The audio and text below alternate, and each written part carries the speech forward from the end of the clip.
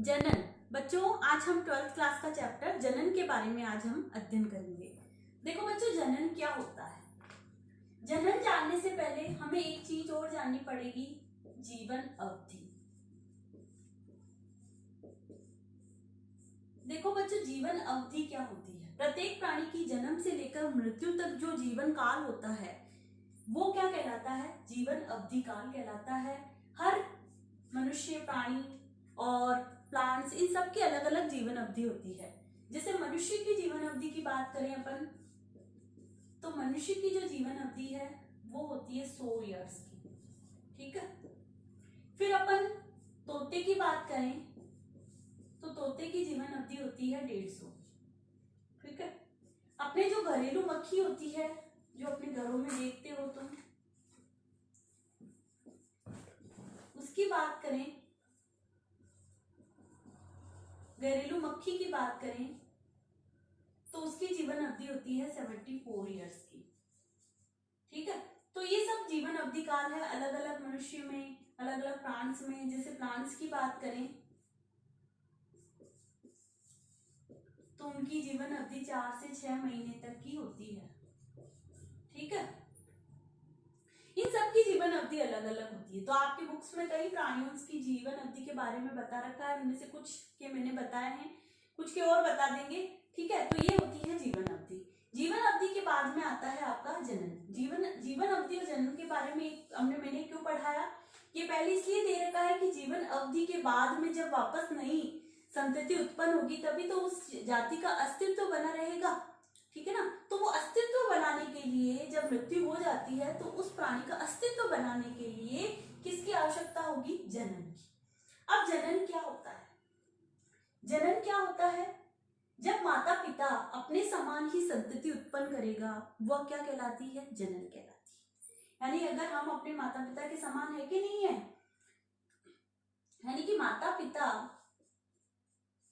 यानी कि अपन ये कह सकते हैं कि जनन क्या होता है, माता पिता के द्वारा अपने समान ही संतति उत्पन्न करने की क्रिया, किसी जीव के द्वारा अपने समान ही संतति उत्पन्न करने की क्रिया जनन कहलाती है। किसी जीव के द्वारा अपने समान संतति उत्पन्न करने की क्रिया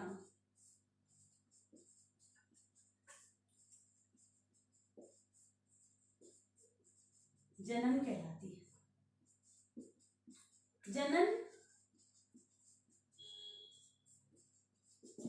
अब किसी जीव के द्वारा अपने समान संतति उत्पन्न करने की क्रिया जनन कहलाती है। जनन के द्वारा जो जीव होता है वो किसकी उत्पत्ति करता है, संतति की। और ये संतति अपने जो जीव होता है उसके बिल्कुल समान होती है, समरूप होती है। तो ऐसी संतति को अपन क्या बोलते हैं, क्लोन। क्या बोलते हैं, क्लोन बोलते हैं। तो जनन जो होता है वो कितने प्रकार का होता है, टाइप्स ऑफ रिप्रोडक्शन, वो होता है आपके 3 टाइप्स का। एक होता है कायिक जनन,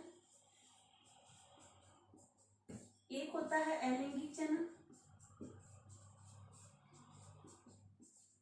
और एक होता है लैंगिक जनन। अब कायिक जनन किसके द्वारा होता है, लैंगिक जनन किस प्रकार होता है और अलैंगिक जनन किस प्रकार होता है, इन सब के बारे में अपन अध्ययन करेंगे। सबसे पहले अपन थोड़ा प्लांट्स में भी देखेंगे, कुछ एनिमल्स में भी देखेंगे। ठीक है। तो आपका जो फर्स्ट चैप्टर है उसके अंदर अलैंगिक जनन और लैंगिक जनन ही दे रखा है, कायिक जनन आपके सिलेबस में कम ही है, फिर भी मैं आपको इसका परिचय दूंगी। ठीक है। अगर अपन कायिक जनन की बात करें तो ये दोनों, ये भी प्राकृतिक और कृत्रिम होता है। कैसा होता है, प्राकृतिक और कृत्रिम। प्राकृतिक क्या होता है, प्राकृतिक जो कि नेचर के द्वारा होता है, जैसे जड़ों के द्वारा अगर जनन होता है तो किस सब में, अधिकतर प्लांट्स के अंदर होता है जड़ों के द्वारा जनन। और जड़ों के अंदर जो जनन होता है उसके अंदर आप देखते हैं कि सीसम आता है। ठीक है। जड़ों के द्वारा जनन के अंदर आता है अपना सीसम। जड़ों के द्वारा जनन में हमारे आता है सीसम। ठीक है। एक होता है, सीसम के अलावा अपने आता है बरगद। ठीक है। इनके अंदर जड़ों के द्वारा श्वसन होता है, और कहीं प्लांट्स या नीम वगैरह इन सब में जड़ों के द्वारा ही होता है। और इसके अलावा तने के द्वारा भी कई प्रकार के, तने के द्वारा कायिक जनन भी होता है। अब तने के द्वारा कायिक जनन कैसे होता है? तने के द्वारा जो होता है वो 3 प्रकार के तने के द्वारा कायिक जनन होता है। कौन कौन से होते हैं? एक होता है भूमिगत, जो भूमि के अंदर पाया जाता है, ठीक है। एक होता है अर्धवायवीय और एक होता है वायवीय। अब जो भूमिगत होता है, जो भूमि के अंदर तने होते हैं उनके द्वारा जनन होता है, वो भूमिगत होता है और उससे कायिक जनन होता है, उससे नए प्लांट्स का निर्माण होता है। भूमिगत में अपन देखते हैं कंद, घनकंद,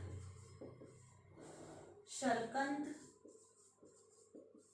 और कंद, घनकंद, शलकंद, और अपने आता है इसके अंदर, कंद के अंदर आलू आएगा,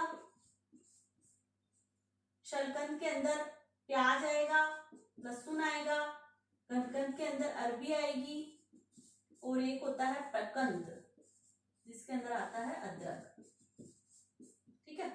एक इसके अलावा अर्धवायवीय होते हैं। अर्धवायवीय क्या होते हैं? जो थोड़ा आधे भूमि के अंदर और आधे भूमि के ऊपर पाए जाते हैं। इस प्रकार के जनन में क्या होता है कि इस प्रकार का जनन जो होता है अर्धवायवीय होते हैं, मतलब भूमि के बाहर और भूमि के अंदर। आधा शब्द से स्पष्ट हो रहा है अपने को।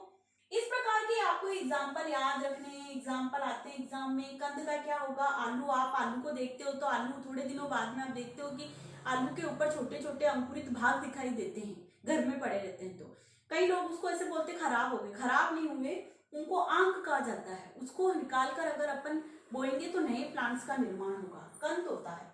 इसी तरीके से घनकंद में भी देखो, शलकंद, प्याज में भी देखो थोड़े दिनों में प्याज उग जाते हैं। प्रकंद, अदरक में भी इसी प्रकार की क्रिया होती है, भूमिगत होते हैं। अर्धवायवीय जिसके अंदर अपने आता है, वायवीय के अंदर तो केवल एक ही आता है, गन्ना।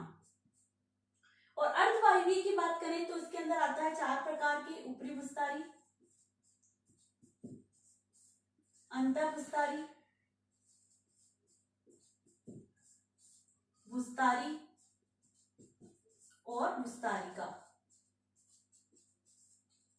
ऊपरी भूस्तारी जो होती है उसके अंदर आते हैं घास, अंतःभूस्तारी जिसमें पुदीना आता है, भूस्तारी जिसमें स्ट्रॉबेरी आती है, और भूस्तारिका जिसके अंदर अपने क्या आता है? स्ट्रॉबेरी आती है इसके अंदर, और भूस्तारिका के अंदर अपना घास, पुदीना, स्ट्रॉबेरी, और भूस्तारिका के अंदर अपने आता है। तो ये 3 प्रकार के होते हैं, ये 3 प्रकार के होते हैं, ठीक है। जलकुंभी, भूस्तारिका के अंदर आता है जलकुंभी,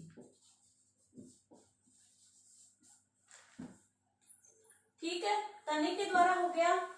अब इसके अलावा तने की बात हो गई, और अब अपन आते हैं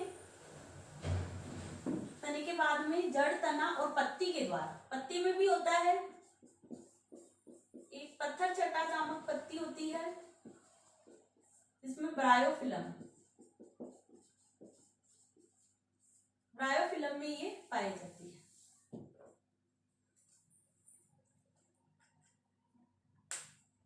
ठीक है। ये हो गया। हमने बंद कर, मैं तो भूल ही गई वीडियो बंद।